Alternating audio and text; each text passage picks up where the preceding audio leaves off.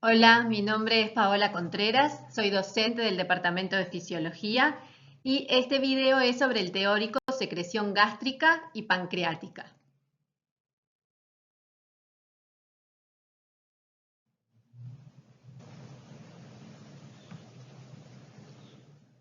Bien, vamos a ponernos en contexto. Estamos en el sistema gastrointestinal. La principal función del sistema gastrointestinal es la digestión y la absorción de los nutrientes. Además tiene la función de excreción. Y este sistema gastrointestinal está formado por el tubo digestivo, ¿verdad? Que es un tubo que comienza en la boca, tiene este ensanchamiento en el estómago y se continúa hasta finalizar en el ano. A su vez, a este tubo vierten sus secreciones órganos anexos y glándulas accesorias, como son, por ejemplo, el que nos concierne en este teórico, el páncreas exócrino. Para cumplir con estas funciones son imprescindibles los procesos de motilidad y de secreción. La motilidad ya la vieron en el video de motilidad gastrointestinal. Hoy nos vamos a centrar en las secreciones, aunque vamos a ver en detalle la secreción gástrica y algo de la secreción pancreática exócrina. Nos vamos a saltear un montón de otras secreciones que también son muy importantes. De hecho, la digestión comienza obviamente en la boca, con la masticación, una digestión mecánica, y también una digestión química por amilasa salival que digiere el almidón, es decir, es una digestión de glúcidos, y también hay una lipasa que digiere los lípidos. Además está la secreción salivar, que justamente es importante para formar el bolo alimenticio, para mezclar el alimento con estas secreciones y para poder tragar, a lo cual pasa a tener una importancia mayor todos los movimientos que ustedes vieron que ocurren a lo largo del tubo digestivo.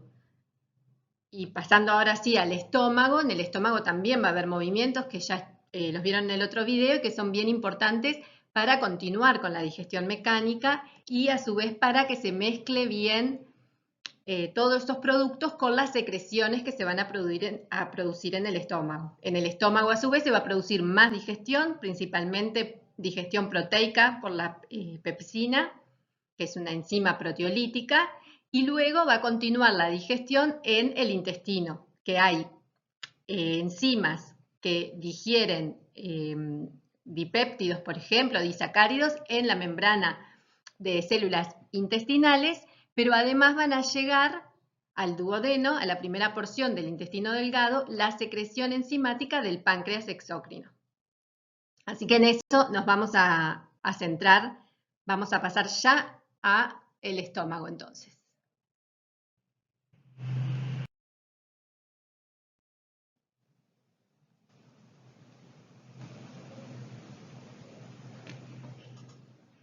Bien, entonces el estómago tiene distintos sectores que también ya los vieron.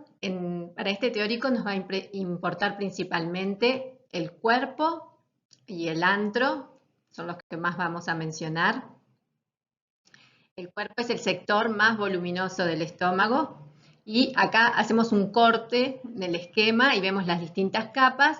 La capa que da hacia la luz del estómago es la mucosa y ven que en la profundidad de la mucosa tenemos estas glándulas gástricas que vierten su contenido a través de los hoyuelos gástricos que se ven acá en la micrografía. Unos sectores bien oscuros serían hoyuelos gástricos. Lo estaríamos mirando esto desde la luz del estómago. Y ven acá un sector que tiene más blanco. Bueno, en ese caso se estaría secretando mucina o moco hacia la luz del estómago. Entonces vamos a tomar una de estas glándulas y vamos a verla en más detalle. A ver las células que la integran.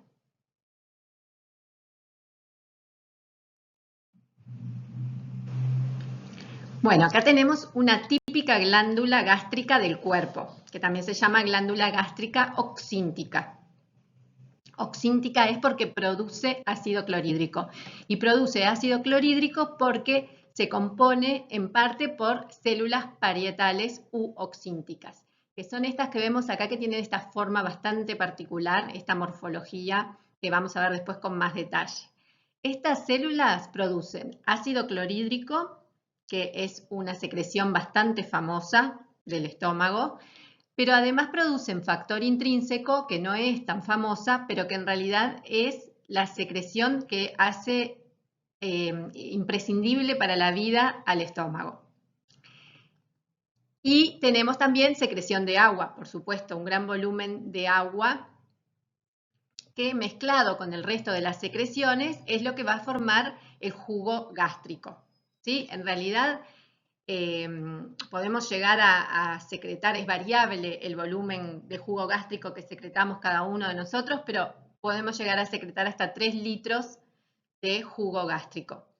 Las otras secreciones que podemos encontrar, bien importante, la de la célula principal, que es la encargada de secretar los precursores de la pepsina, o sea, zimógenos, enzima inactiva, que son pepsinógenos. También vamos a tener células endócrinas que van a estar regulando todas las secreciones. Y por ejemplo, tenemos la célula D, que libera somatostatina, que vamos a ver que es un inhibidor. Casi todas las células son inhibidas por somatostatina. Y tenemos a las células SL, que tienen este nombre por su sigla en inglés, que es células similares a las enterocromafines, es por enterochromaffin-like cells, like es por similar, que estas células secretan histamina, que también vamos a ver es un importante secretagogo. Y tenemos además células madres o progenitoras que tienen la capacidad de diferenciarse y migrar hacia la superficie de la glándula. Tenemos células mucosas del cuello que secretan moco y tenemos células epiteliales superficiales que secretan bicarbonato.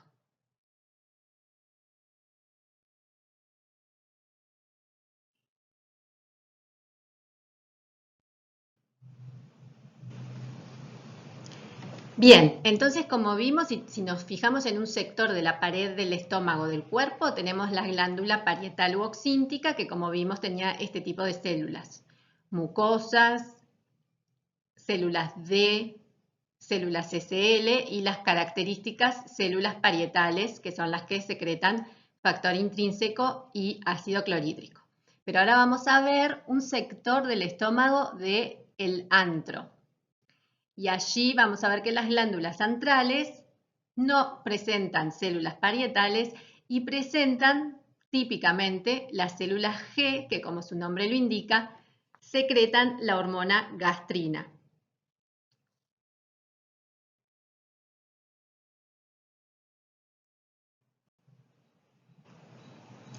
En este gráfico lo que vemos es que la composición iónica del jugo gástrico se modifica según la velocidad de secreción. Fíjense, en este gráfico vemos concentración iónica en función de la velocidad de secreción. A bajas velocidades de secreción, que son las que podemos encontrar en los periodos interdigestivos, es decir, entre las comidas, vamos a tener una baja velocidad y una composición principalmente dada por cloruro de sodio. Cuando la velocidad de secreción aumenta por el estímulo que genera la comida, en ese caso ven que la concentración de iones pasa a estar principalmente dominada por el ácido clorhídrico. Entonces, les pido que piensen cuáles pueden ser las funciones que cumpla ese ácido clorhídrico elevado. Una función que parece bastante obvia es una función de defensa, porque se dan cuenta que con un pH que se puede encontrar en el jugo gástrico de 2 o menos de 2, la mayoría de los microorganismos que podemos ingerir con los alimentos van a morir, no van a sobrevivir en ese medio. Entonces tiene una función de defensa importante. Además, podemos ver otras funciones que cumple este ácido clorhídrico.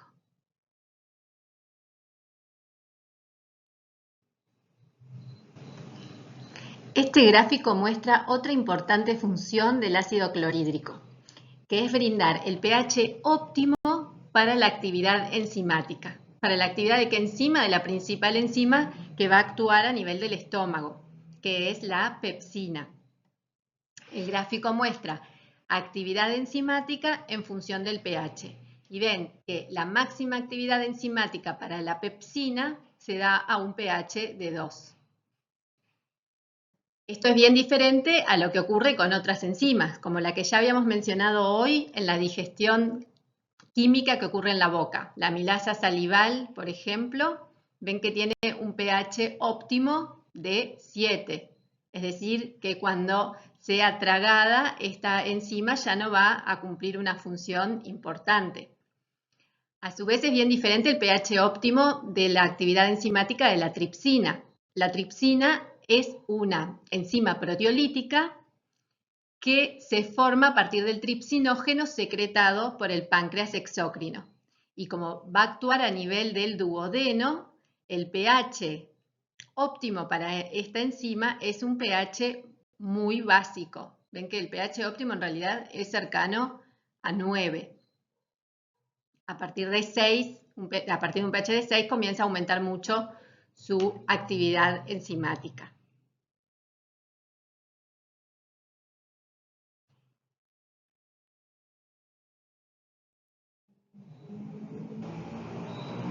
Una función más. A pH ácido se produce la degradación espontánea de pepsinógeno a pepsina, es decir, que se produce la activación de los pepsinógenos que son secretados por las células principales a la enzima activa que es la pepsina, que es la que va a degradar las proteínas y los péptidos de la dieta que estén en el estómago. La pepsina, a su vez, este proceso es autocatalítico, de pepsinógeno a pepsina. Lo que muestran las flechas es que la velocidad en que se produce es mayor si el pH es menor de 3. A un pH de 3 a 5, es un pH ácido en el que se produce la degradación espontánea, pero la velocidad va a ser menor que si tenemos un pH menor de 3. En ese caso va a ser mucho más el pepsinógeno que se active a pepsina. Pero además, la pepsina actúa sobre el pepsinógeno para formar más pepsina. Y la pepsina encuentra a su vez su pH óptimo, como habíamos visto, para tener una máxima actividad. La pepsina a su vez se inactiva en forma irreversible si el pH es menor de 7 y en forma en forma reversible si el pH es menor de 7, pero en forma irreversible si es mayor de 7 en la luz del estómago. Y nos queda aún una función más del ácido clorhídrico, que de alguna manera ese ácido provoca una desnaturalización de las proteínas que hace que sea más fácil la acción de la pepsina, que esta endopeptidasa pueda actuar proteolíticamente digiriendo proteínas cuando encuentra estas proteínas con una estructura en la que es más fácil acceder a los enlaces que va a hidrolizar.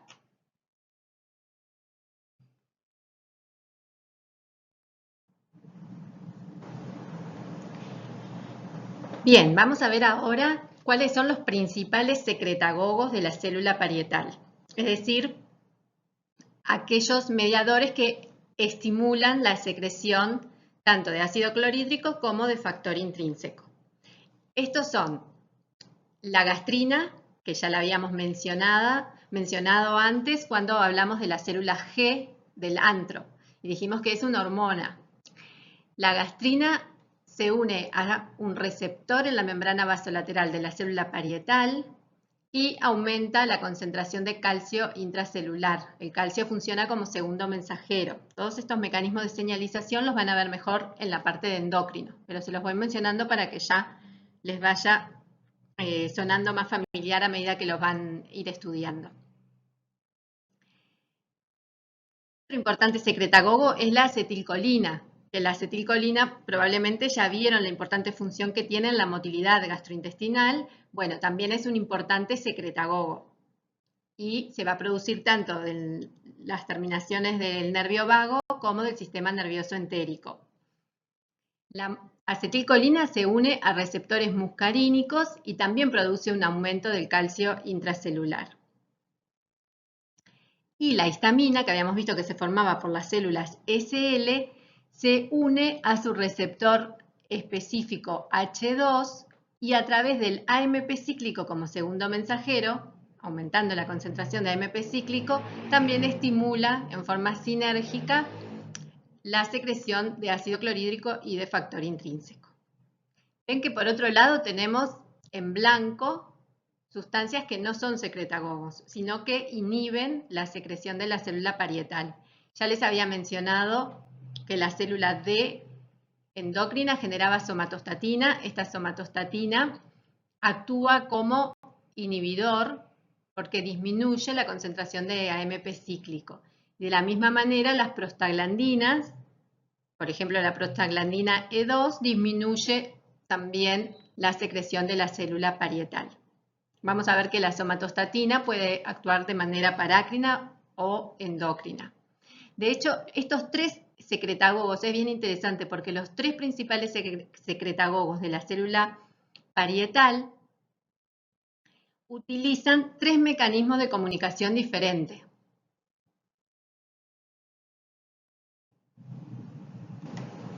Estos tres mecanismos de comunicación son la comunicación endocrina, la comunicación parácrina y la comunicación neurócrina o neural. En la endocrina, el mediador es secretado hacia la sangre y llega a la célula blanco a través de la circulación sanguínea. Es el ejemplo de la gastrina, por ejemplo. Célula G libera gastrina, célula G en el antro, libera gastrina, viaja por la sangre hasta el cuerpo del estómago donde encuentra la célula blanco, la célula parietal. En la neural tenemos, como decíamos, las terminaciones nerviosas del vago del sistema nervioso entérico que pueden liberar diferentes neurotransmisores, entre ellos la acetilcolina, que actúa sobre las células cercanas a la sinapsis, en este caso a la célula parietal. Y tenemos la parácrina, como habíamos mencionado, para el caso de la somatostatina. Aunque la somatostatina es inhibidor, estamos viendo de los secretagogos, sería para el caso de la histamina, secretada por la célula SL y difunde muy poquito por el espacio extracelular hasta llegar a las células vecinas para ejercer su efecto. Es decir, que las células diana estarían, las células blanco, muy cercanas a la célula secretora.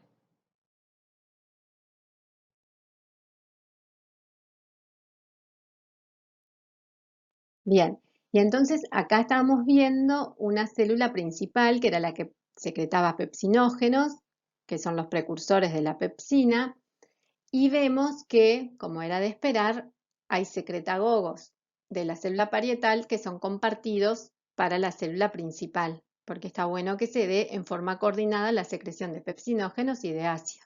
Entonces vemos acá claramente la gastrina y la acetilcolina, que también estimulan a la célula principal, también a través del calcio como segundo mensajero, para que se libere por exocitosis los pepsinógenos que están almacenados en gránulos de secreción. Además aparecen otros secretagogos, que son dos hormonas producidas por células endócrinas en el intestino, en el duodeno, que son la secretina y la colecistoquinina, que también vamos a ver que son importantes para estimular la secreción pancreática. Y también tenemos el inhibidor por excelencia, la somatostatina.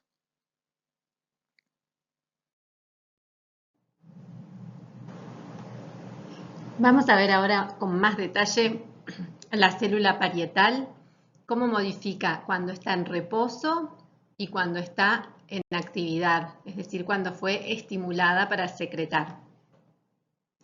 En los dos casos ven que se ven muchísimas mitocondrias, vayan pensando por qué puede ser eso. Y en el caso de estar en reposo, vemos un sistema de túbulo-vesículas que están en el citoplasma, pero que cuando es estimulada se unen a la membrana apical y le dan una gran superficie a esta membrana apical.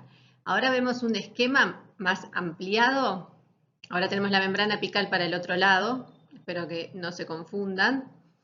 Y vemos, cuando estaba en reposo, esas vesículas tenían unas bombas de hidrógeno, potasio, ATPasa, que una vez que se unen a la membrana apical quedan expuestas y de esa manera estas bombas pueden secretar hidrogeniones intercambiándolos por potasio. Pero esta secreción de iones hidrógeno lo hace contra gradiente de concentración. Está mucho más concentrado en la luz de la glándula que en el interior de la célula y por lo tanto, para ello debe consumir energía, gasta ATP. Es una bomba que consume ATP para poder transportar el hidrogenio en contragradiente de concentración. A su vez, en esta célula hay anhidrasa carbónica que genera de alguna manera este ion hidrógeno y al ser secretado se genera un exceso de bicarbonato, que el bicarbonato va a salir por un intercambiador con cloro, que está en la membrana vasolateral, y este cloro entonces estará disponible también para ser secretado hacia la luz. Y acá vemos entonces la secreción de ácido clorhídrico, que a su vez va generando por diferencias de osmolaridad un pasaje de agua, que es lo que va generando también un volumen importante de secreción de jugo gástrico ácido.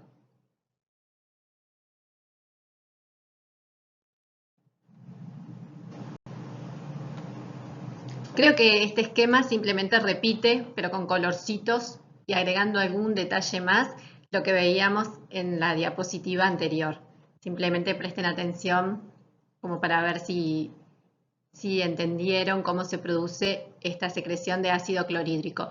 Lo que agregaría de todos los detalles que dice, que capaz que es demasiado y no es necesario tenerlos en cuenta todos, pero fíjense, una cosa que notaría es que el canal de cloro por el que sale el cloro hacia la luz de la glándula, hacia la luz del estómago, ven que se llama CFTR. Esta sigla es por su nombre en inglés, que es regulador de la conductancia transmembrana de la fibrosis quística. Y esto es porque el gen que codifica para este canal está mutado en pacientes que presentan este tipo de enfermedad, fibrosis quística, que también lo vamos a ver en la secreción pancreática exócrina, que tiene un papel.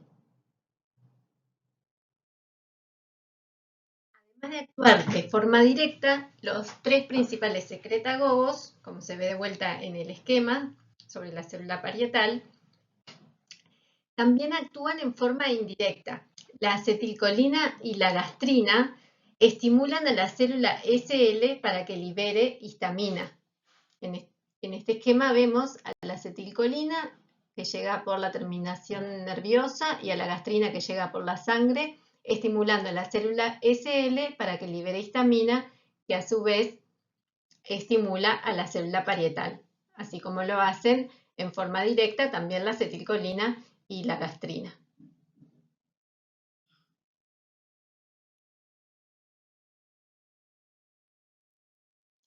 Y entonces, ¿cuándo se producen estos estímulos sobre la célula parietal? Se producen antes de que el alimento llegue al estómago. Tenemos una fase que denominamos cefálica, que en realidad tendríamos que denominarla una fase pregástrica, porque sería todos los estímulos que ocurren antes de que el alimento llegue al estómago.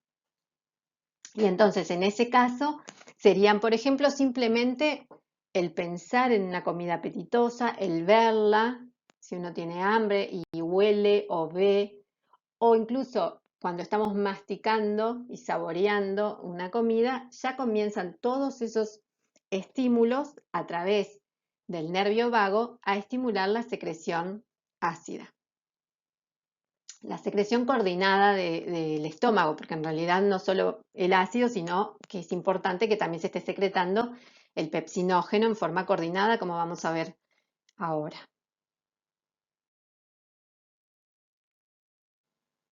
Entonces, luego, si realmente ingerimos alimento y comemos, el alimento va a llegar al estómago y entonces ahí se van a producir estímulos que ya denominamos que están dentro de la fase gástrica. porque son los que se producen por el alimento actuando ya sea porque produce cierta distensión del estómago y eso activa reflejos vagovagales. Esto quiere decir que las aferencias y las eferencias viajan por el nervio vago, o reflejos locales del sistema nervioso entérico que a través de acetilcolina o, como les decía, por ejemplo, de otros neurotransmisores como el péptido liberador de gastrina, van a estimular la secreción ácida y van a estimularlo porque estimulan directamente a la célula G para liberar gastrina, que va a su vez a estimular a la célula parietal, o porque estimulan a la célula SL, que va a secretar histamina, que estimula la célula parietal, o porque estimula directamente a la célula parietal. Y a su vez hay otro tipo de estímulos en la fase gástrica, que es los productos de digestión de las proteínas, es decir, los péptidos y aminoácidos, que estimulan a la célula G para que libere gastrina, y la gastrina, como ya vimos, estimula directamente a la célula parietal y estimula a la célula SL para liberar histamina. Entonces acá vemos que hay un mecanismo de retroalimentación positiva. ¿Qué quiere decir que la retroalimentación sea positiva? Es que el estímulo provoca determinado efecto que hace que haya más estímulo. O sea, que si algo sube y es lo que se está sensando, el efecto es que siga subiendo. ¿No? O sea, que van en el mismo sentido. Sube y sube, o baja y baja. ¿Sí? Entonces, estos mecanismos de retroalimentación positiva y negativa lo van a ver a lo largo del curso, principalmente en la parte de endocrino, pero es interesante ver que esos mecanismos de regulación se utilizan también en estos sistemas. Entonces, ¿por qué acá habría una retroalimentación positiva? Porque tenemos péptidos y aminoácidos que estimulan la secreción de gastrina, y la secreción de gastrina va a estimular la secreción de ácido y se va a estimular la secreción de enzima, que va a hacer que se produzca más productos de digestión, más péptidos y aminoácidos que van a estimular a la célula G y así sucesivamente. Bueno, y luego tenemos una fase intestinal que aporta un porcentaje bajo de todos los estímulos para la secreción gástrica. Sería aproximadamente un 10% de los estímulos se generan en esta fase. Y como su nombre lo indica, es cuando el quimo, es decir, la mezcla de los alimentos parcialmente digeridos con el jugo gástrico, forman esta mezcla, que ya tiene una consistencia bien diferente a la que tenía el bolo alimenticio cuando llegó al estómago, y el quimo entonces va a pasar hacia el intestino y se generan estímulos en el primer sector del intestino delgado, en el duodeno. Entonces, los productos de digestión de las proteínas principalmente van a estimular a células G que se encuentran en la mucosa intestinal, que van a producir gastrina, que va a viajar por la sangre y va a estimular a las células parietales en el cuerpo del estómago. Además, los productos de digestión de las proteínas podrían estimular a otras células endocrinas intestinales que secretarían una hormona que por ahora se denomina enteroxintina, que tiene también el efecto de estimular a la célula parietal.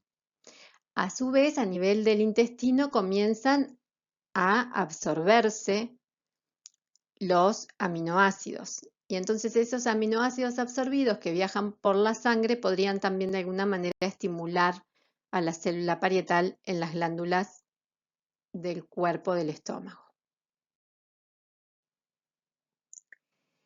Bien, y entonces acá tenemos como un resumen de todo lo que hablamos y algún dato más, pero van a ver que casi todo ya lo dijimos. Pero es interesante porque acá vamos a notar que hay también un mecanismo de retroalimentación negativa. Fíjense, acá tenemos el cuerpo del estómago, que está acá ampliado el esquema de la célula parietal que encontramos en las glándulas del cuerpo. Y por acá abajo tenemos el antro del estómago y acá tenemos el sector del antro que habíamos visto que tenía la célula G en forma característica. Entonces, lo que teníamos era la célula parietal, receptores muscarínicos a los que se une la acetilcolina liberada por terminales nerviosas que estimulan a la célula parietal.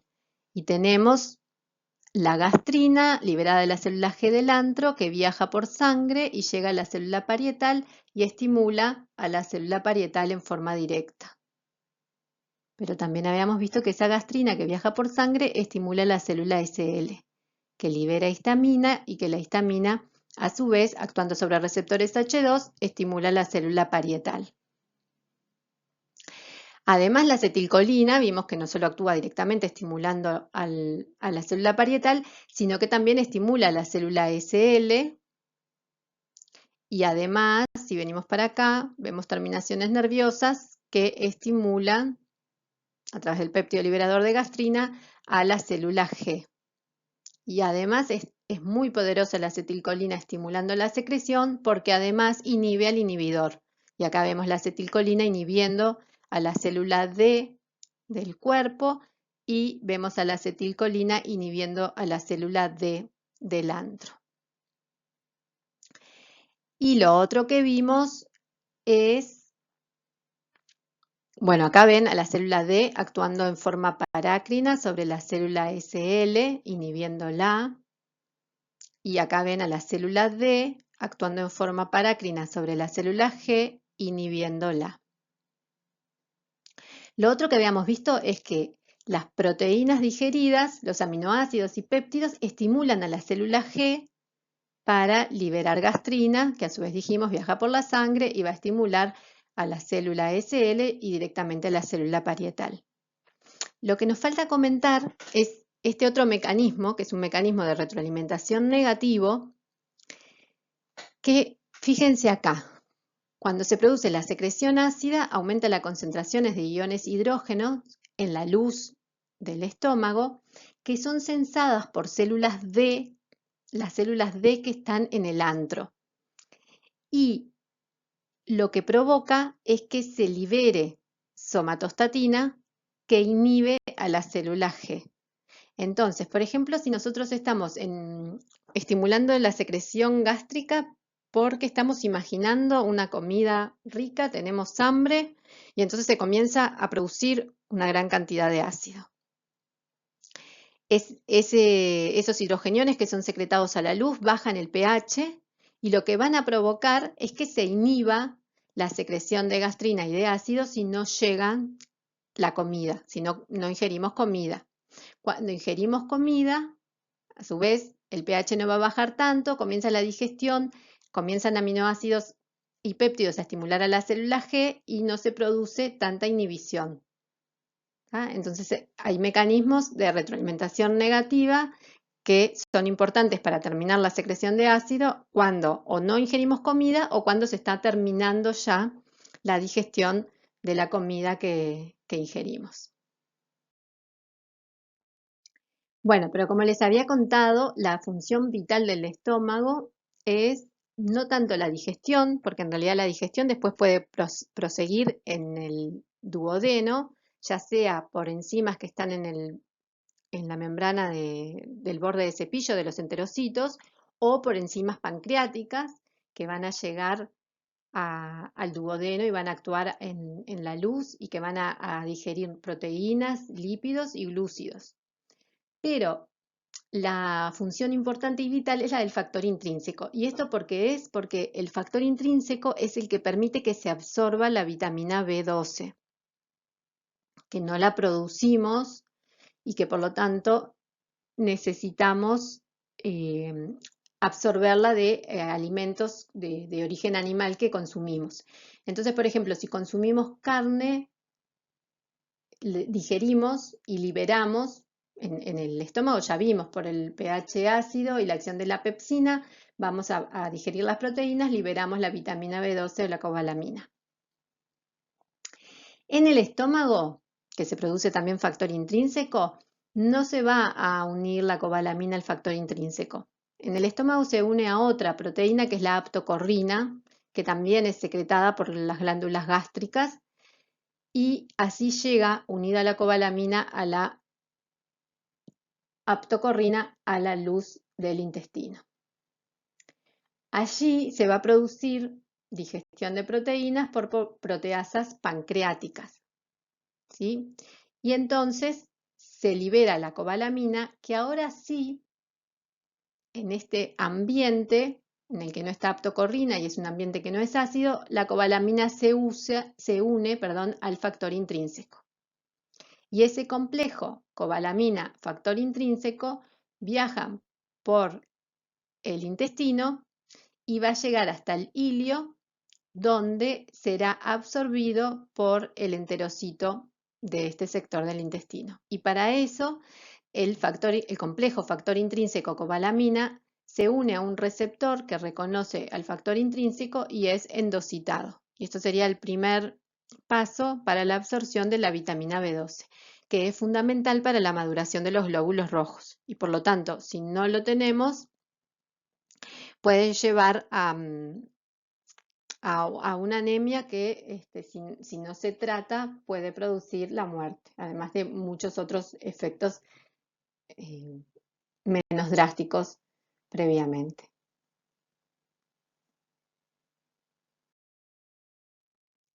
Pero además habíamos visto a las células mucosas que producen, y las células que están más en la superficie de las glándulas, que producen mucinas, que son unas glucoproteínas, que al formar contacto con el agua en la luz del estómago forman un gel o un moco, pero que también actúan las pepsinas sobre ella y las degrada. Por lo tanto, se tiene que estar formando permanentemente estas mucinas y secretándose para que se mantenga esta barrera protectora de la mucosa.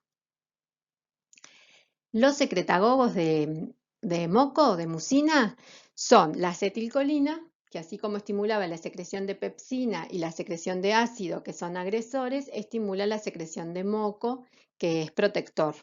Y las prostaglandinas, que así como vimos que inhibían la secreción de ácido, protege porque también estimula la secreción de moco. Bien, acá vemos unas células parietales que están secretando ácido. El ácido sale por el hoyuelo gástrico, o sea que logra atravesar por este mecanismo en el que es eyectado esta barrera de moco, pero luego no puede volver, o sea que esta barrera de moco y bicarbonato permite que se secrete, pero no que dañe, se mantiene intacto.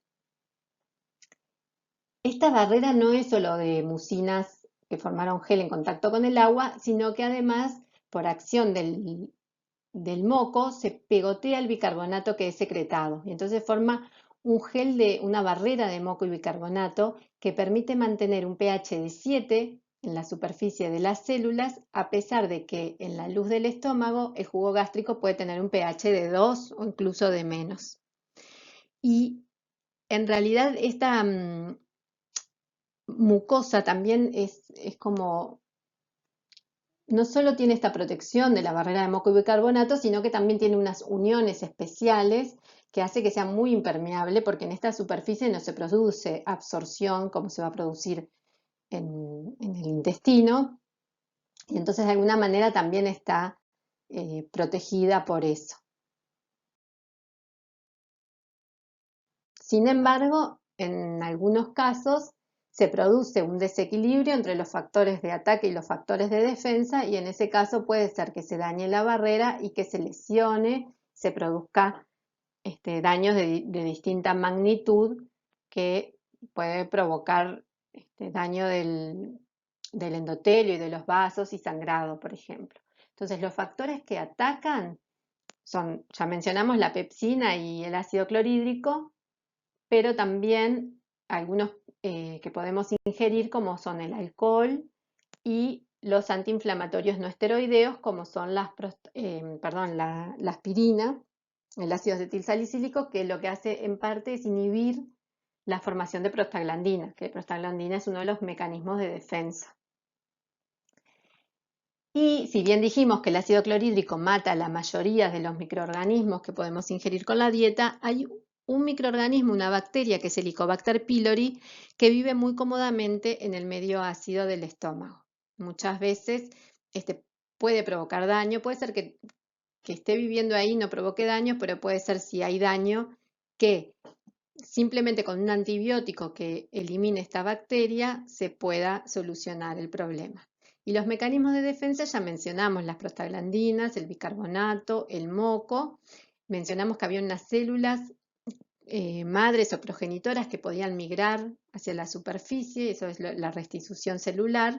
Y también tenemos el sistema inmune que puede estar defendiendo por distintos procesos. Pero en algunas situaciones, justamente cuando se provoca este desequilibrio, es necesario disminuir la formación de ácido. Y entonces acá tenemos a la célula parietal y vamos a ver cuáles son los mecanismos farmacológicos por los cuales se puede inhibir la secreción de ácido. Entonces, uno de los más usados, que probablemente ustedes conocen porque es realmente un fármaco muy popular, son los antagonistas de los receptores H2 de histamina. Por ejemplo, la cimetidina, la ranitidina, impiden que la histamina ejerza su efecto. Y esto disminuye mucho la producción de ácido porque se acuerdan que vimos que no solo estamos inhibiendo la acción de un importante secretagogo, sino que al impedir la acción de la histamina, estamos impidiendo parte del efecto que tienen los otros secretagogos, porque la gastrina y la acetilcolina actuaban en forma indirecta también, estimulando la célula SL para que libere histamina. Entonces se disminuye mucho con este mecanismo la formación de ácido, pero de todas maneras se produce ácido. Y también se disminuye la producción de factor intrínseco, lo cual no sería un problema porque el factor intrínseco se secreta en exceso, o sea que nos podemos dar el lujo de disminuir su secreción. Pero fíjense que hay otro mecanismo que podría ser más efectivo porque estaría impidiendo la acción de los 3 secretagogos principales y simplemente estaría impidiendo la secreción de ácido, y son inhibidores de la bomba hidrógeno-potasio tepeasa, como por ejemplo también muy famoso el omeprazol. Y de esta manera no afectamos en absoluto la producción de factor intrínseco y bloqueamos completamente la producción de ácido. En este caso, por el mecanismo que les comenté de retroalimentación negativa, ¿se acuerdan que cuando se produce ácido se estimulan las células del antro que inhiben la producción de gastrina? Acá no se está produciendo ácido y por lo tanto la producción de gastrina no tiene límite. Se puede producir un exceso de gastrina que a su vez tiene un efecto trófico sobre la mucosa y puede aumentar mucho, por ejemplo, la cantidad de células parietales. Entonces, por otro lado, estamos generando más células que producen ácido por este efecto secundario, digamos.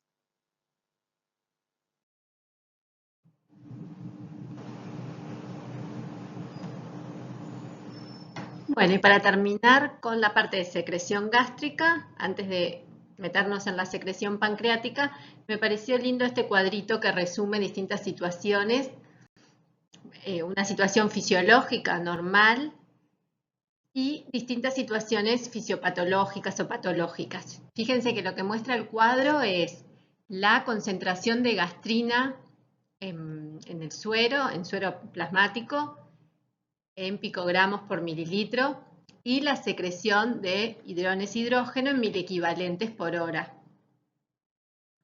Y esta secreción de hidrogeniones la vemos registrada en una situación basal, sin estímulo, y ante el estímulo con una gastrina exógena. una gastrina sintética. Entonces, la situación, la que tendríamos que comparar de un sujeto sano, tendría una concentración de gastrina, perdón, de 35 picogramos por mililitro, una secreción de iones hidrógeno de 0,5 a 2 miliequivalentes por hora, y al ser estimulada aumenta la secreción ácida a 20 a 35 miliequivalentes por hora. En esta otra situación, en la úlcera duodenal, que por ejemplo podría estar causado este daño de la mucosa por la colonización de la mucosa por Helicobacter pylori, podría ser tanto en una úlcera duodenal como en una úlcera gástrica. Ven que tenemos aumentada la gastrina, aumentada la secreción de ácido basal y aumentada la secreción de ácido en respuesta a la estimulación. Esto no sería la causa, pero a su vez estaría favoreciendo el daño, el hecho de que se genere más ácido. Y podría explicarse de alguna manera por una respuesta inflamatoria en respuesta a la bacteria que está colonizando, que genera algún tipo de impedimento de que se libere, por ejemplo, somatostatina, que habíamos visto que era un importante inhibidor. Muchas de estas cosas, los mecanismos están aún en estudio. Y en este caso, inhibir la secreción de ácido no cura, alivia. Pero si la causa realmente es Helicobacter pylori, un antibiótico que erradique Helicobacter pylori sí podría curar esta situación. El gastrinoma se refiere a un tumor que produce gastrina y por lo tanto ven que los valores de gastrina están muy aumentados y de la misma manera muy aumentados la producción de ácido basal, porque también tendremos seguramente no solo más estímulos, sino más células parietales que están produciendo ácido.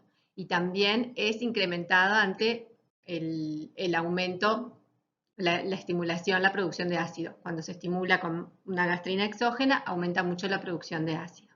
Y en el caso de una anemia perniciosa, como habíamos comentado, producida porque no tenemos factor intrínseco, por ejemplo, porque no tenemos células parietales, en ese caso tendríamos una gastrina sérica muy incrementada con respecto a una situación fisiológica, pero sin embargo no tendríamos producción de ácido, ni a nivel basal ni a nivel estimulado. Y eso sería porque la causa de esta anemia perniciosa sería la falta de células parietales que no producen factor intrínseco para poder absorber la vitamina B12 y que tampoco producen ácido. La falta de ácido también tiene otros problemas en cuanto a lo digestivo, pero vieron que esa situación no es grave porque vimos que las enzimas proteolíticas están en exceso secretadas por el páncreas. Entonces, el tema digestivo no sería un problema grave como si la falta de absorción de vitamina B12.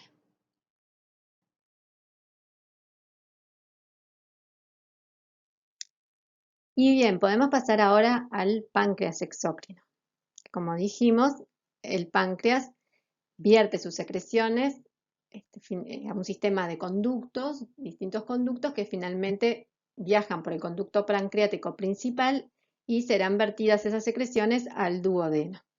Las principales células entonces en el páncreas van a ser las células acinares en el páncreas exócrino, ¿verdad? Que es el que nos estamos refiriendo ahora. La célula acinar pancreática, que la vemos acá, formando esta unidad secretora, el acino, que vamos a ver que produce principalmente precursores de enzimas. Y por eso vemos que tiene una gran cantidad de gránulos de zimógeno. Zimógeno, precursor de enzima activa. Y después vamos a tener células epiteliales de los conductos, o célula epitelial ductal, como se le llama acá, que va a ser principalmente encargada de secretar bicarbonato.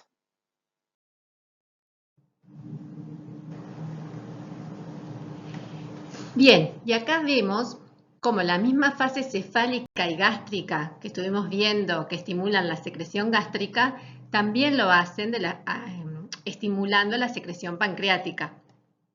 Es decir, en realidad todo el tubo digestivo se prepara para la llegada de alimento. Entonces, es exactamente el mismo mecanismo que estuvimos hablando para la secreción gástrica. Ahora, en este caso, es que terminaciones nerviosas del nervio vago liberan acetilcolina también a nivel del acino pancreático. Entonces, ves que acá tenemos acetilcolina actuando a nivel del receptor muscarínico y estimulando a la célula acinar para que secrete hacia la luz del acino enzimas y un componente acuoso que tiene una composición similar a la del plasma y una osmolaridad igual a la del plasma, es decir, que es un líquido isotónico. Lo que pasa es que también luego se van a estimular las células ductales que van a secretar bicarbonato y que van a estimular también un aumento del volumen de las secreciones, es decir, que se va a secretar, se va a incorporar más agua y por lo tanto va a aumentar mucho el volumen de la secreción. Y estas secreciones serán vertidas a la luz del intestino delgado. ¿Sí? Acá estamos hablando de fase cefálica y fase gástrica. La fase gástrica podría ocurrir no solo los reflejos que habíamos visto vagovagales, sino que también la estimulación de la liberación de gastrina, podría ocurrir que esa gastrina viajara por sangre y llegara también a estimular a las células acinares.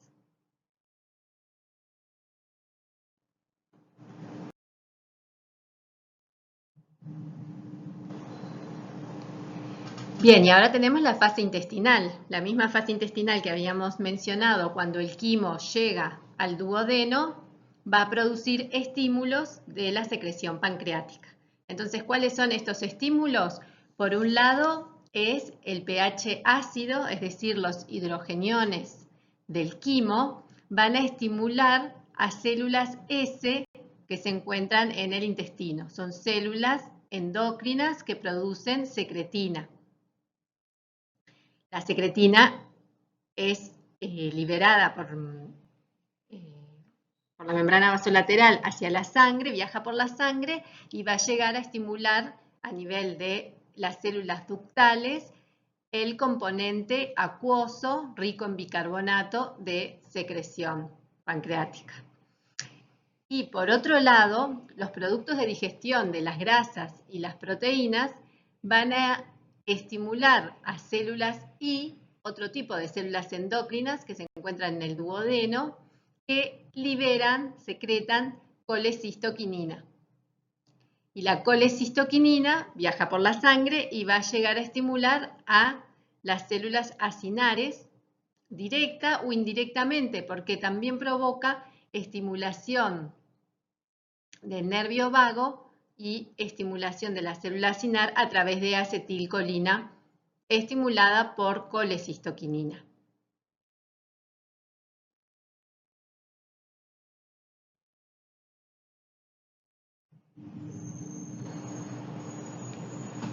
Bien, entonces es interesante que tengamos en cuenta que estas fases de la secreción, que son las mismas, cefálica, gástrica e intestinal, producen efectos diferentes en la secreción gástrica y la pancreática. El componente más importante en la estimulación de la secreción gástrica es el que se da durante la fase gástrica.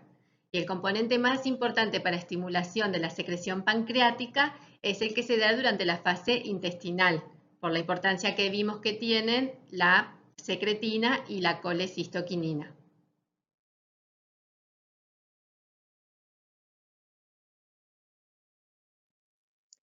Entonces, fíjense este mecanismo que tenemos de regulación de la secreción en el páncreas exócrino. Tenemos que llega quimo al duodeno, que tiene un pH ácido porque llega desde el estómago, y esa disminución del pH estimula las células S del duodeno, que son células endócrinas, que liberan secretina. Así que el pH ácido estimula la liberación de secretina. La secretina viaja por la sangre y estimula a las células ductales para que secreten bicarbonato. Y ese bicarbonato va a inhibir la reducción del pH en el duodeno. ¿Ah? O sea que tenemos que pensar qué tipo de mecanismo de retroalimentación es este. Y sería un mecanismo de retroalimentación negativa, porque tenemos una bajada de pH, que si vemos todo el efecto, lo que se va a producir es un aumento del pH. O sea que el inicio y el efecto final van en sentido opuesto. Por tanto, es un mecanismo de retroalimentación negativa.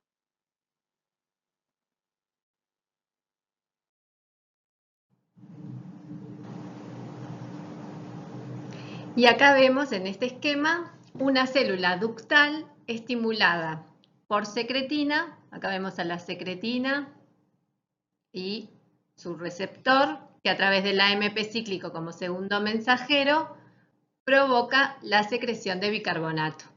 Y la secreción de bicarbonato ven que se va a producir hacia la luz del conducto a través de un intercambiador bicarbonato-cloro. Y que este cloro a su vez recircula por este canal de cloro, que es el que ya les había mencionado en la célula parietal, el regulador de la conductancia transmembrana de la fibrosis quística, el CFTR, que justamente en pacientes con enfermedad de fibrosis quística presentan, entre otras cosas, modificaciones en las secreciones que hace que tengan muy poco volumen y que genera esto consecuencias que pueden ser muy grave, no solo a nivel del páncreas, pero el páncreas es una de los órganos, el páncreas exócrino es uno de los órganos que se ve afectado. Y tenemos, bueno, también acá la estimulación de acetilcolina a través de los receptores muscarínicos y a través del calcio, que también van a provocar la secreción de bicarbonato, y que se va a producir a su vez una secreción de sodio a través de las uniones entre las células, que eso es lo que habíamos visto cuando vimos cómo cambia la composición iónica, que pasa a ser de cloruro de sodio a ser de bicarbonato de sodio.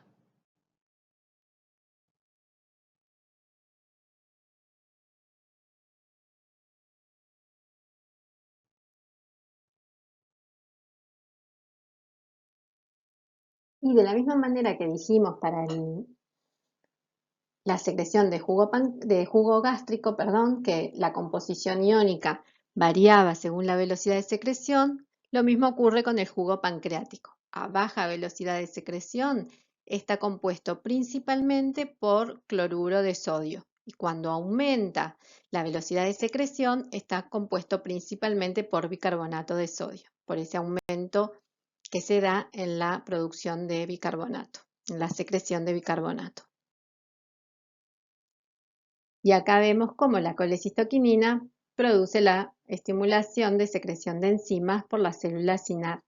También la colecistoquinina, actuando con el receptor de membrana y con el calcio como segundo mensajero, va a provocar que se secreten los gránulos de secreción por exocitosis y que se liberen los precursores no solo de proteasas, como el tripsinógeno, quimiotripsinógeno, proelastasa, procarboxipeptidasas, sino que también enzimas o precursores que digieren lípidos, como lipasas, o que digieren almidón, como amilasa, o nucleasas, que digieren ácidos nucleicos, y factores reguladores, como ya vimos el péptido monitor, pero también el inhibidor de tripsina.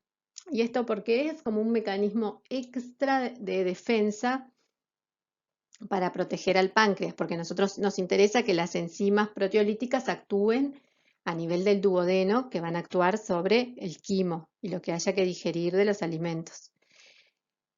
A nivel del páncreas no nos interesa que se produzca una autodigestión y por lo tanto es que se secretan precursores de las enzimas que se van a activar a nivel del duodeno.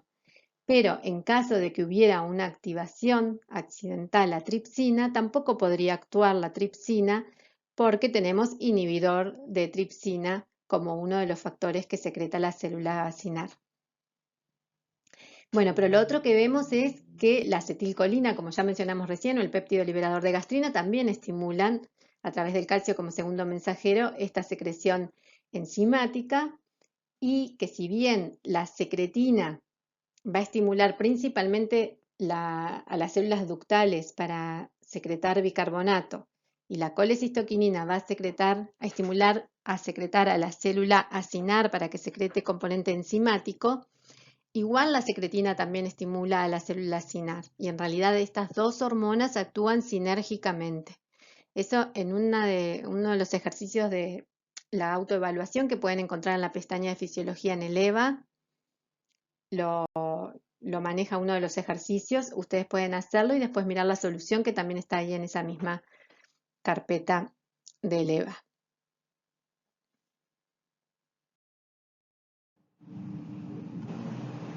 Bien, y lo que nos falta mencionar para terminar ya es la importancia que tiene la tripsina, porque es una enzima proteolítica que no solo cumple la función de degradar las proteínas de la dieta, los péptidos de la dieta, ya a esa altura, sino que fíjense que tiene la función de activar las otras enzimas digestivas. En principio la tripsina se activa a nivel del duodeno porque actúa sobre ella la enteroquinasa de las células duodenales. La enteroquinasa que se encuentra en la membrana celular de las células epiteliales del intestino catalizan la conversión de tripsinógeno en tripsina, que es la enzima activa. Y a su vez la tripsina actúa sobre el propio tripsinógeno formando más tripsina, pero además sobre estas otras proenzimas para formar las enzimas activas. ¿Sí? De ahí la importancia que tiene la tripsina.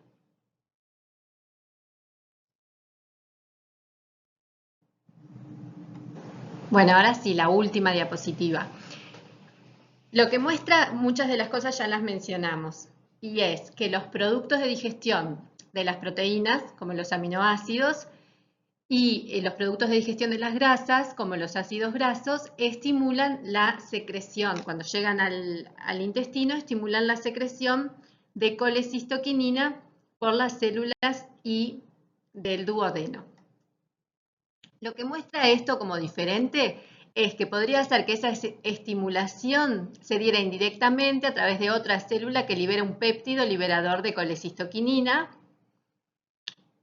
Y esa colecistoquinina, ya sabemos, viaja por la sangre y estimula en el páncreas exócrino principalmente el componente enzimático, no únicamente, pero principalmente el componente enzimático, que va a estar formado por tripsina y también por péptidos reguladores como el péptido monitor, que lo que hace el péptido monitor es precisamente estimular a la célula I para que secrete más colecistoquinina. Y lo otro que se muestra acá es ese efecto que también habíamos visto, que la colecistoquinina podía hacer que actuara estimulando la secreción del páncreas exócrino a través de la estimulación de terminales nerviosas vagales. Por eso acá tenemos a la acetilcolina y al péptido liberador de gastrina. Bien, entonces la tripsina activa a nivel del duodeno va a digerir las proteínas de la dieta y por lo tanto, en ese caso, cuando tiene que digerir, no va a digerir estos péptidos reguladores. Pero en la medida en que se vaya digiriendo, se vaya produciendo la digestión y vaya avanzando el quimo hacia otros sectores del intestino, esta tripsina justamente va a comenzar a degradar los péptidos reguladores. Entonces va a degradar el péptido liberador de colecistoquinina, va a degradar el péptido monitor y de esa manera se va a terminar la señal, no solo porque ya no hay más aminoácidos ni productos de digestión de otros elementos de la dieta, sino porque también la tripsina digiere a los reguladores y de esa manera los inhibe.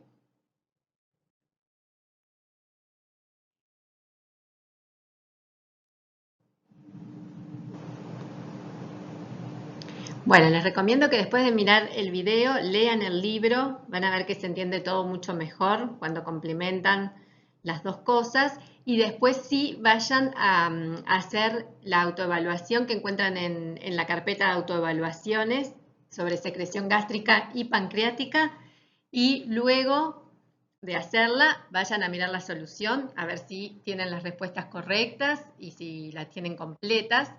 Y por favor, si tienen dudas, plantéenlas en los foros y así podemos proseguir con la discusión, porque en realidad muchas veces cuanto más estudian, más dudas se generan. Así que estaré encantada de responder todas sus consultas sobre estos temas en el foro específico para esto, para este tema. O sea que pueden presentar dudas del teórico, dudas de la autoevaluación.